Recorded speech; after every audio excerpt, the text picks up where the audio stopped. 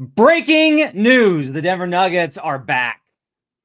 They've traded Michael Porter Jr., breaking up the core four for Cam Johnson. Just like we've talked about for weeks, big moves were ahead, just like we've said consistently on the show. Even as big a news, Bruce Brown is back. He returns to Denver. We'll break it all down with Swipa and Ryan Blackburn on Locked On Nuggets.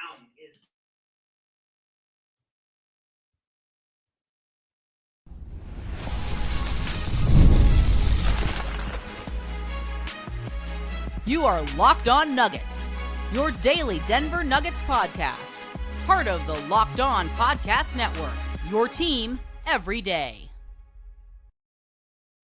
Welcome to Locked On Nuggets. Thanks for joining us and making this part of your day. Appreciate you guys being with us, making this your podcast covering the Denver Nuggets, your team every day. I'm flummoxed and excited and thrilled. It's going to be a great show today. Glad to have you alongside us here on Locked On Nuggets. Today's show is brought to you by FanDuel.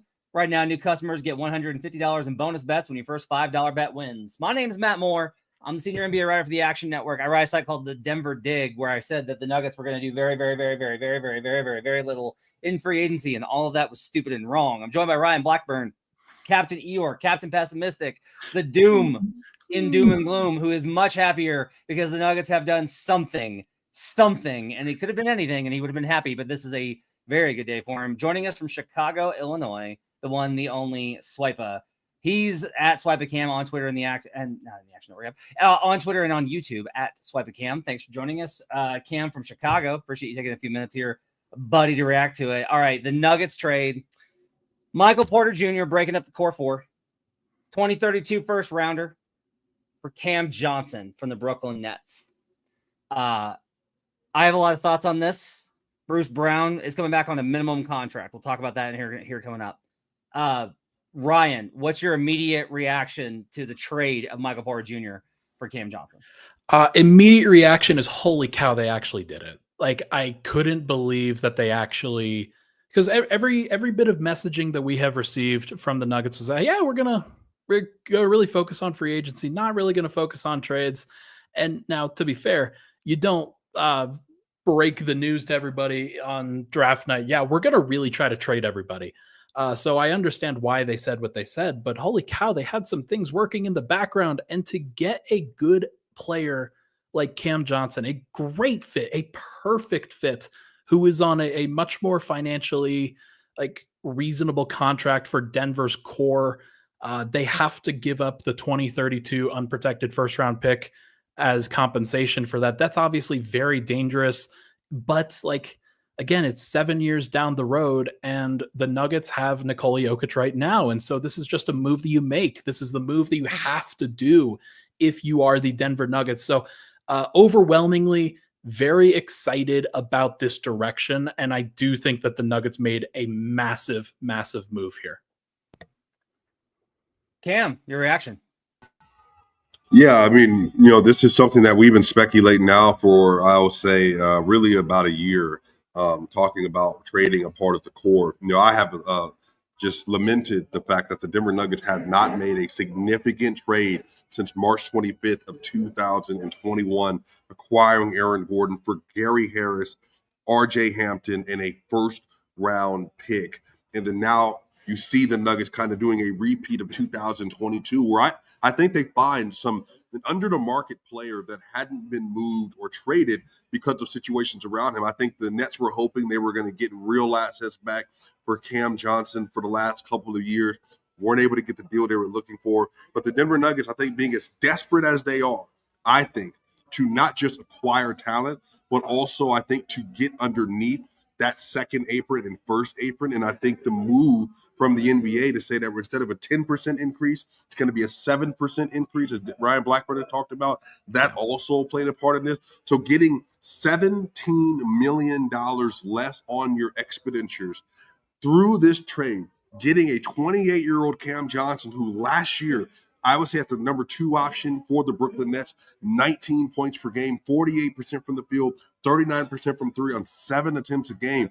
Also being a positive wing defender and being a little bit of an on-ball creation wing as well. There are so many different things that Cam Johnson does that I think the Nuggets said, we looked at the OKC series, we looked at the playoffs.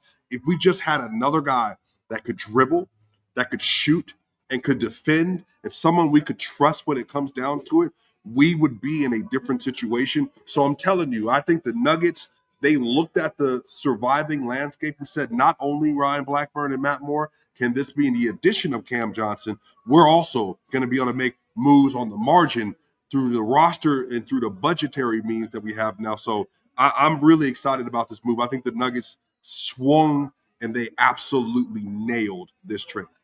Ryan, via Yossi Goslin, who runs capsheets.com. He used to work at Hoops Hype, and he does a great Substack you should subscribe to. Yeah, they get they're getting the 14.1 million mid-level. They open up the 14.1 million mid-level, and they have a 16.8 million trade exception.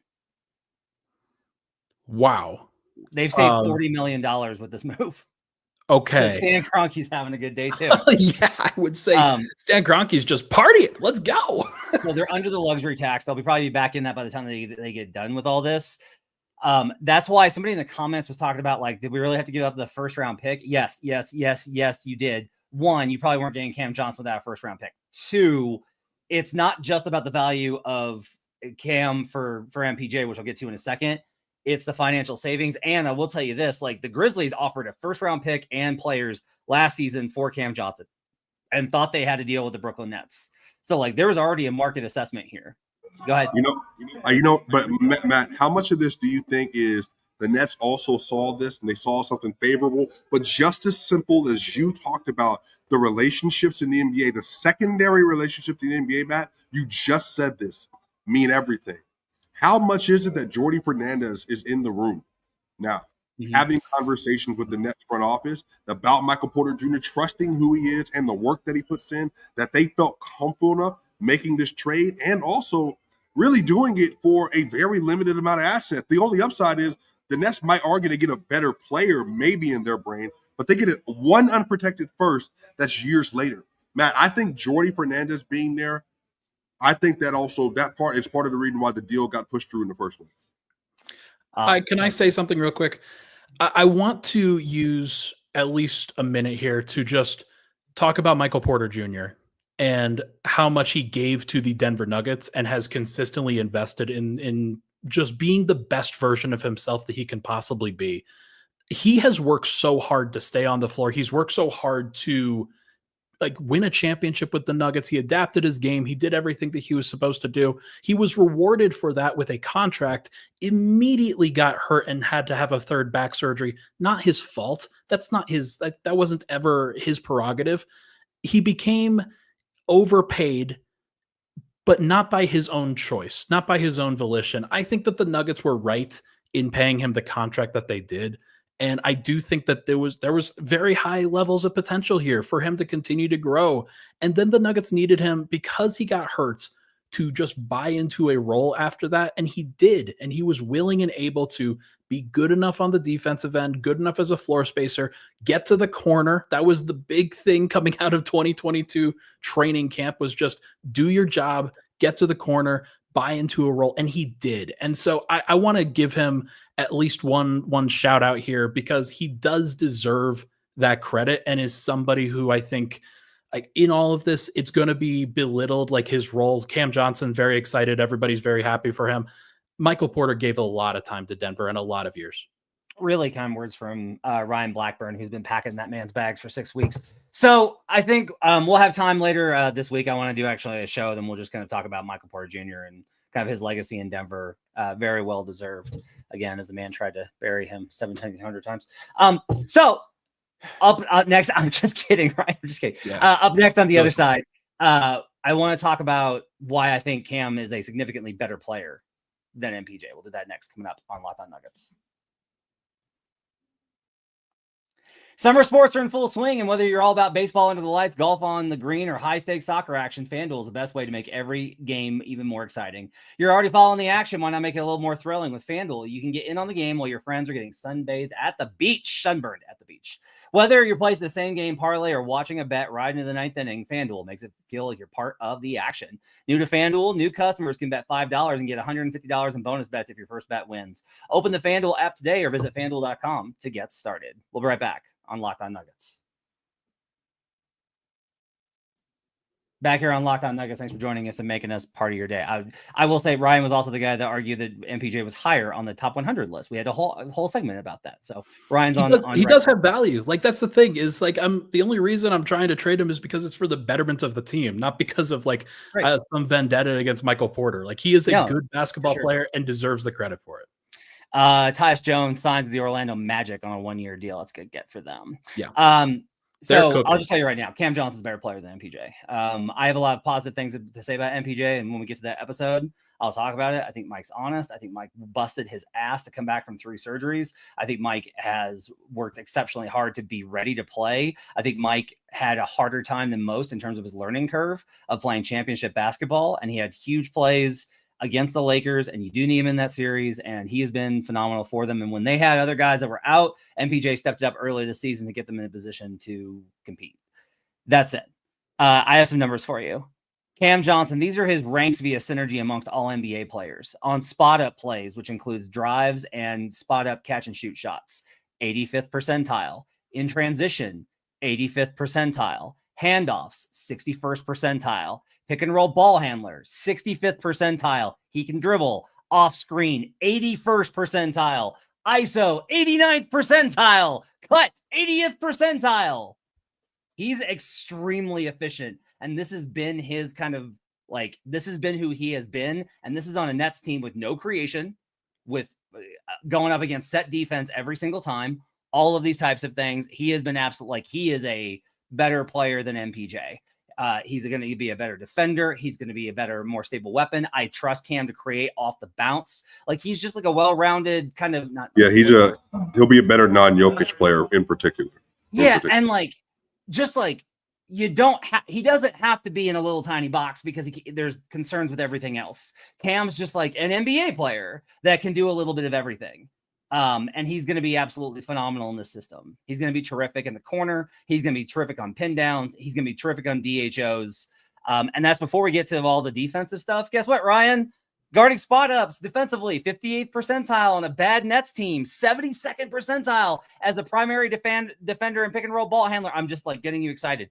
Handoff, 67th percentile. Like, his EPM, all the advanced numbers. This is a home run 5-star move for the Denver Nuggets. They didn't get an all-star. They didn't get a superstar. They didn't get some like the second best player, but this is exactly the type of move that they needed, Cam. Yeah. And I will say this too. I think he's a more modern fit for where the new Nuggets are in this NBA. I think, and I told you, I think, Matt, just really last week, I think the NBA has changed in the last 2 years. I think the Nuggets have fallen behind, but now in this lineup, Ryan Blackburn, I dare I say this, as somebody who's watched enough Cam Johnson, I said enough, not on, crazy amount. Because, I was on the Jordy Fernandez Coach of the Year train last year, and everybody knew I wanted Keon Johnson. He's back. I wanted Zion Williams. He's back. Some reason they didn't let go of either one of those players. In this situation, Ryan, I think that this gives the Nuggets 5 ball handlers all at once. Now, this assumes Christian Brown comes back better next year. He comes back as a better ball handler next year. I think they at least, Matt, have 4 ball handlers on the floor you can trust. Cam knows how to get in and out of an action as the primary ball handler. So even with Jamal Murray being off the ball, Christian Brown on the backdoor cuts, Cam can make those passes, Ryan. So I think that his ability to work with the rest of the starting 5, and in particular what Matt's talking about, Bruce Brown, Cam Johnson, Deron Holmes, Peyton Watson minutes, you know what that's going to be for him? Oh, I'm just back on the Nets. That's all this is. Like, he doesn't have an interdependence that's been built up for years playing with Nikola Jokic and Jamal. And I think that those non-Jokic minutes, I think, relative to like an all-star, have gotten substantially better, Ryan Blackburn. This puts championship back on the table. Like, straight up. I did not think that the Nuggets really had serious juice as a championship contender. They were tangentially involved But because of the lack of versatility, because of how top heavy they were, because they weren't able to kind of diversify who they are, I do think that the one thing that Cam provides, like in addition to just amazing shooting and spacing, is just a level of versatility, like what you're talking about here. You have a guy who can fill a bunch of different roles. He really is the prototypical small forward in the modern NBA. And having somebody in between Murray and Jokic who can also create, obviously Aaron Gordon is going to be involved here, but he kind of goes back to a fourth option role in terms of like how much responsibility he's going to bear out on a consistent basis. I just think this really aligns Denver with what they need. So there's so much to be excited about here. Nuggets fans, you should be absolutely through the moon for what this is going on. Like, and they're probably not done. That's the amazing thing about this. That's the amazing thing about the savings. And I assume we'll talk about that next, but there's still more that they can do. So look, here's the thing. I had no inkling that anything like this was even possible. I thought that Cam Johnson's price was going to be higher than it was. And the fact that it is not, Denver just kind of lucks into what I think is a really, really impressive, almost get out of jail free card. Matt, do you think this is a better deal than what Portland gave up to get, like the Anthony Simons trade with the Celtics, for the Celtics to get less money back, but then get a younger asset? Do you think this is a better deal that Denver made getting Cam Johnson in this kind of situation? That's tough. I think so, just because, like, look, Cam's proven he can be part of a winning team. That team went to the finals, right? Like, Anthony has the potential to do that. He's played almost 40 playoff games, by the way. I don't know if people know that. Like, he's played a good amount of playoff games. Yeah, and like Anthony's got a lot more upside, right? So for the Celtics, it's like, look, we gotta shave money. This is a lost year. Let's take some shots, right? And one of the things too for them, I think, is like Portland. Like, they didn't send Drew to a contender. Like, yeah, they send him to Portland, who will be better with him, but aren't a contender. But the Nets is kind of the opposite, where it's like, we're not contending. We can get Cam here. I am very curious to learn in the coming days if, when they gave us that press conference and we're like, yep, we're just counting on internal development. Yep, it's going to be free agency and not trades. I think they were probably honest at that time, Ryan. I think that this is probably, I'll be very interested to hear who called who first. Just from the nobody ever wants to say that, but like, just from the perspective of, go ahead. What if it was like, let's say Inception, Josh Kroenke thinks that they're going to just make marginal moves. He makes a public baffled comment about trading Jokic. Jokic calls him and says, bet. Kroenke then has to, sell MPJ right away.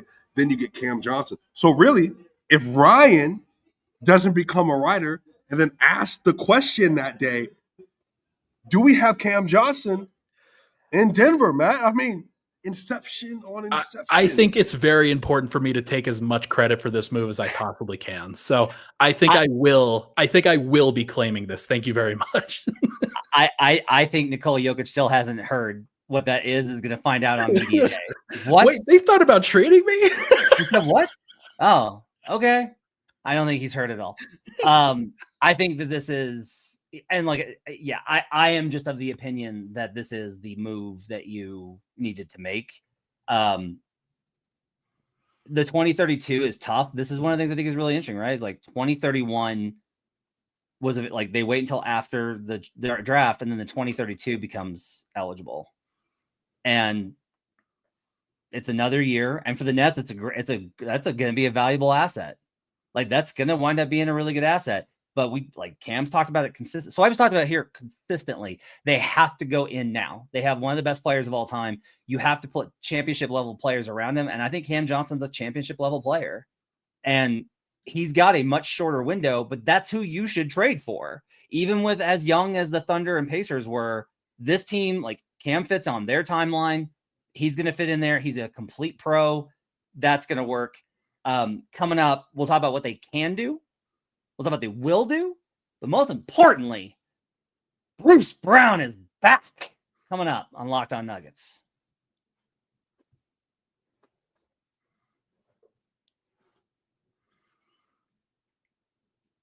Back here on Locked On Nuggets. Thanks for joining us and making us part of your day. Appreciate you guys being with us. The chat has spoken, and Ryan Blackburn is the one that got the deal done. Not everybody knows. Everybody gets it. I get it. I understand. I'll take it.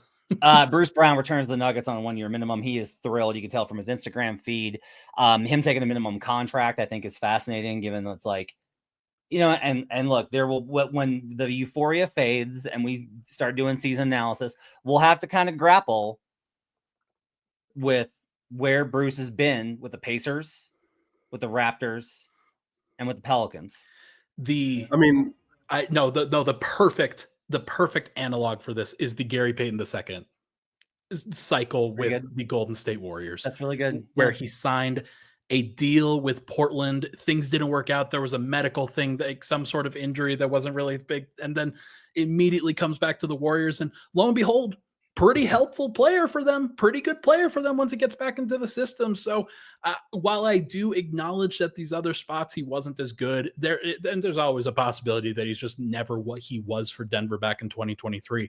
To get him on a minimum contract, not even the taxpayer mid-level, to get him on a minimum contract is bonkers good, crazy good. Fullback dive is back, which is why I refer to those plays where Bruce just grabs the ball, goes the length of the court, and scores. They really need those. And Russ was really good. Like what Christian Brown does? About some of them. No, it's a little bit different because like Bruce rebounds and then is able to handle it and can handle any sort of pressure. That's the difference. Okay. The Bruce Christian lineups will be good. When Jamal is out, Bruce can fill in. When Christian, if he needs to miss a game, Bruce can fill in. You can play multi-guard lineups with defense. I'm excited to see how him and Julian fit together.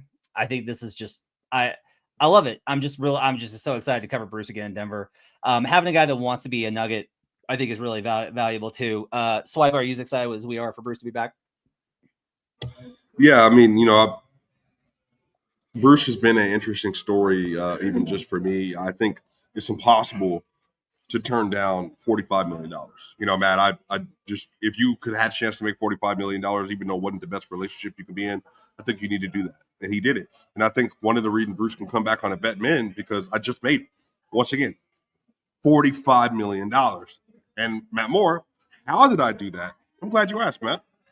I did that by playing a full 82 with Denver, going to the playoffs and basically being their sixth starter. And then all of a sudden the NBA was like, hey, we could use that guy. So what's going to happen again? He comes back to Denver, plays the full 82, becomes a sixth starter in the NBA playoff. They win another title. And then guess what? Oh, another $45 million is on the table. So really, in his brain, I think he's like, I get the win, be in a place that's comfortable. I trust the people that I'm with. I trust the front office. I trust ownership. I trust Jokic, Murray, Gordon, Brown. I know exactly who they are. I think for me, that speaks a lot, Matt, to the players and the environment they cultivated with Bruce Brown, that Bruce is still so close to everybody that he felt like this was home for him. And even in some of the reporting that I saw, he was still watching his Nuggets highlights.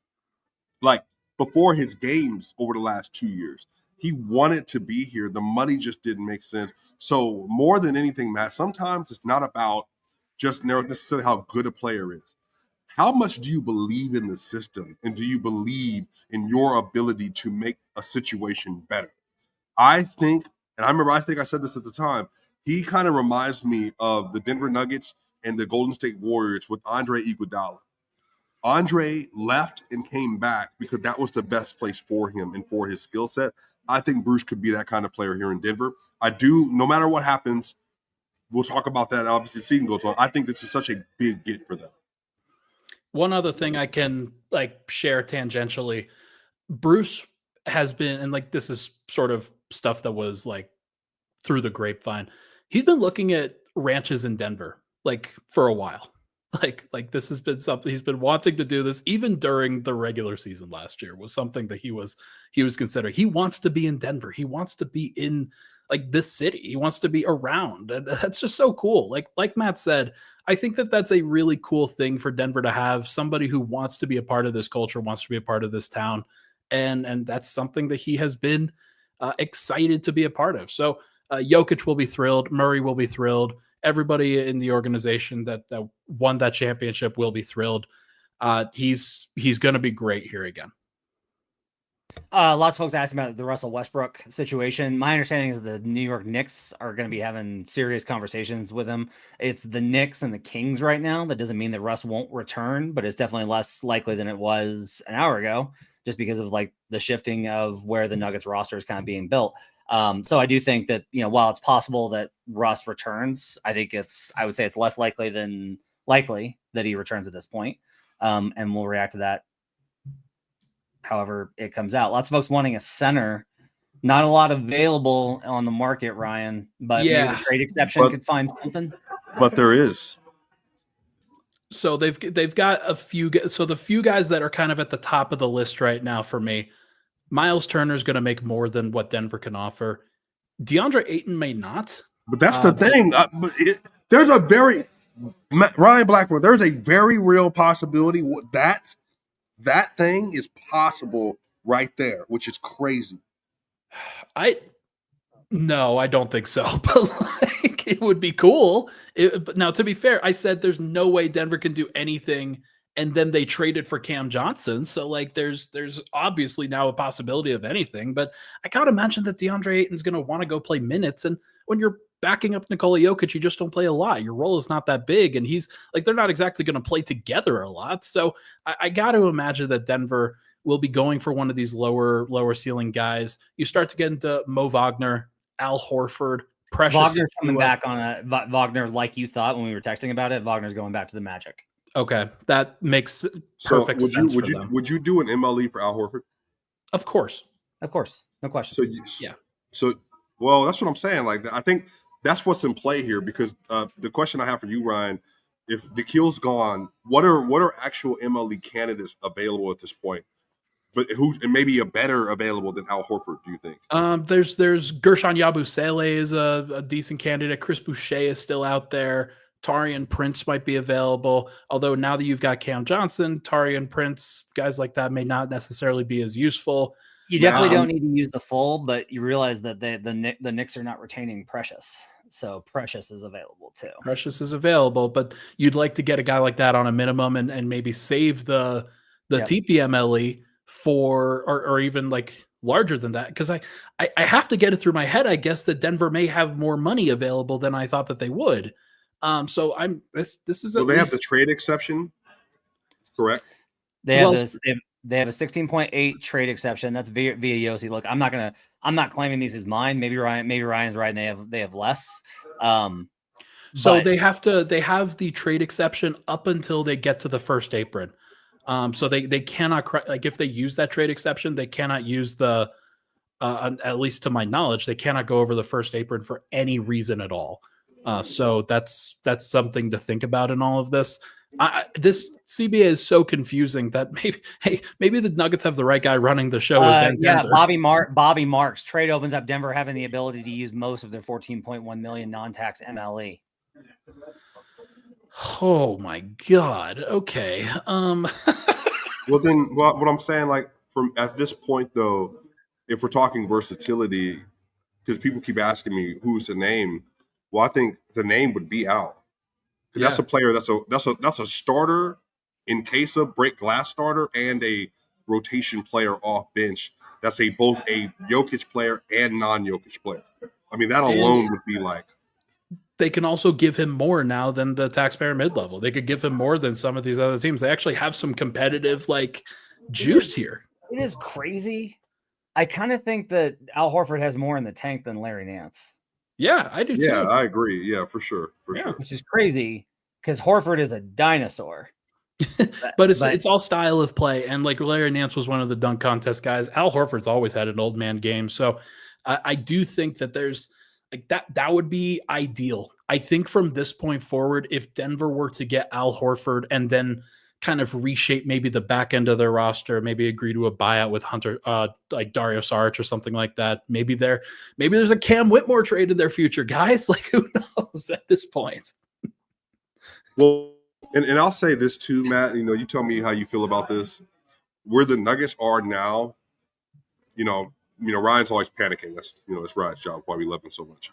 The Rockets were like the clear second. I panic Sure. I sure. panic. Ryan jumps straight to despair. There you go. Death. There you go. I apologize. I got the He order mixed up. mourns.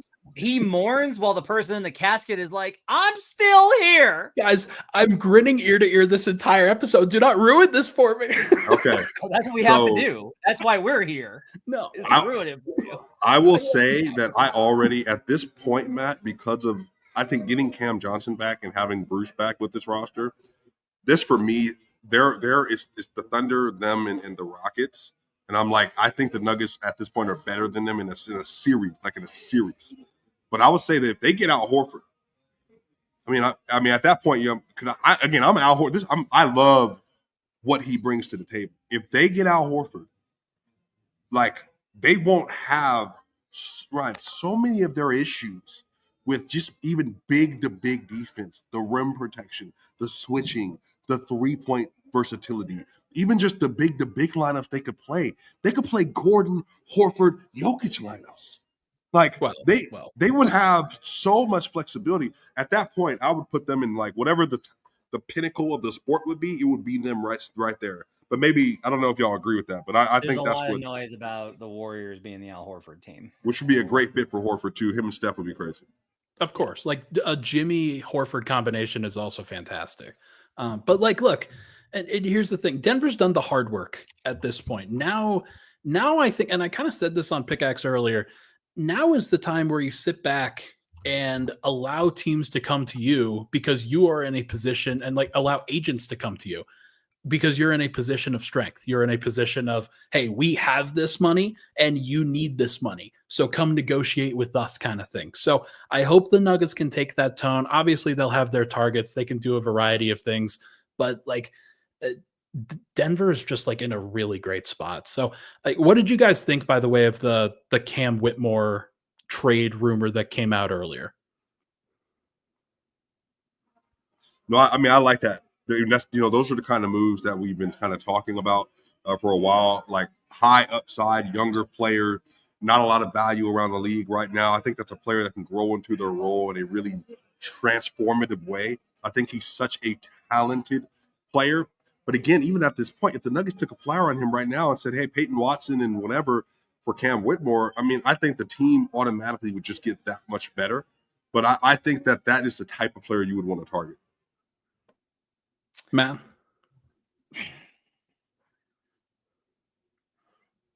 I like the fit and then bench unit next to Jamal. I don't necessarily like, he's young enough that it makes a lot of sense too. I think he's probably a little bit better in concept than in reality, right? He feels like a guy that everyone would be like, hey, and then we get into the season and everybody would be like it would start with like the November, he wasn't great tonight. And then but by come like February, I'm having to like talk Ryan off the roof. Like that to me is like how that goes. I don't know, possibly. I think it's worth taking a shot on him because he's got so much upside. Yeah. Right. So I like that idea. I am kind of with the chat though. Like a lot of folks in the chat are like 100% need to get a backup center. And I don't know what that's gonna take, but I think that it's like that to me has to be kind of the priority here. It's like they got to solve this. They got to solve the non-Jokic minutes. And I don't care how they get it done. Oh, Matt, you know what they could do? Like let me just Nick Richards. Nick Richards is a trade candidate from the Suns. They can now take him in with their traded player exception from Phoenix. So that could be one option that's on the table that I want to throw out there. But like, how many Nick roster Richards, spots do they have available right now, Ron? Two? Denver. Are you talking Denver or Phoenix? Denver. Denver at this point has, they still have 2 roster spots available because Bruce is new and Cam is replacing Mike. Yeah. I don't think Nick solves the problem. Not even in the regular season? No. I don't know that I would rather have him than DJ. Well, remember Matt, they had a trade exception, was it 2 years ago that they didn't use, or 3 years ago? Yeah. Yeah, it's pretty common now. They have a Reggie one this year that they haven't been able to use, but it's because they're over the first apron. It's pretty common now for those exceptions to expire. Like I will beg us on the show all of us to not get caught up on the use of that exception. If you find an opportunity, it's great, but most of the time those things don't wind up being anything. By the way, man, I want to ask you as the pragmatist of the show.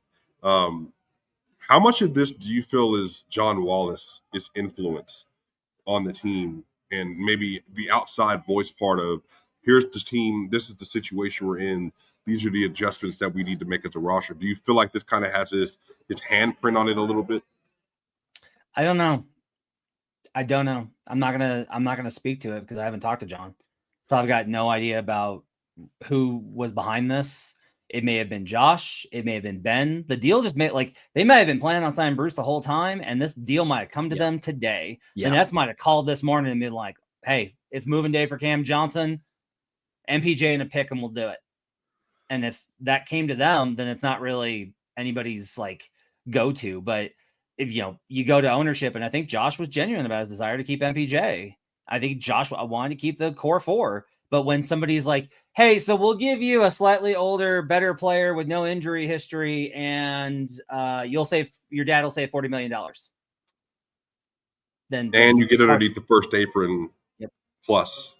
Yeah. Honestly, it's not necessarily one person's influence over the other. If anything, I think it's probably a Ben Tenzer thing where he's really maximizing the cap. But honestly, this is just a deal that you do 10 times out of 10. Just knowing the situation that Denver's in. I think that any GM would do it, though I will give Denver the credit for getting it done, of course. They've got options here. We'll see what else happens. This will do it for now. If something else happens tonight, we'll jump back on. We'll do another emergency up. For now, that's going to do it for Locked On Nuggets. Follow Swipe on Twitter and on YouTube at Swipe a Cam. Follow Ryan Blackburn at NBA Blackburn. Yes. Yeah. Yes. Yeah. I'm at HP Basketball. Appreciate you guys being with us. Check out Ryan's got write-ups on this over at Mile High Sports. So go check out his work. I'll have stuff up on the dig later. Hope you guys have a great night. We'll see you guys again next time on Locked On Nuggets. Woo! Oh my God. I can't believe they did this, man.